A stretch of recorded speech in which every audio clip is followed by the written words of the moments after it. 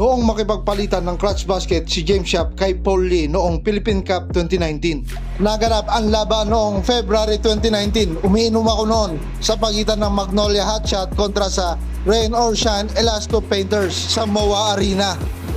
Under 2 minutes ng fourth quarter ay kumana ng catch and shoot 3 si James Yap mula sa handoff ni Beau Belga para itabla ang laban sa score na all 70. Inabutan ni Belga. Eto, nag-catching shoot sa 3 si James Yap. Naku po, dalawa pa yung sumabay. Panis pre. Pag mga ganitong crucial na part, kailangan si James Yap ang titira niyan. 18.8 seconds, tablang score sa 70. Nagmekos-mekos sabay tira, pumasok ang tira ni Paul Lee ron. At dahil sa crucial basket ni Paul Lee, lumamang sila ng dalawa rito. 6.1 seconds, lamang ng 2 points ang Magnolia sa score na 74-72. Boom! Ang lupit nun! Yan ang James Yap, buo yung dibdib. 3 Magnolia defenders na yung tumao sa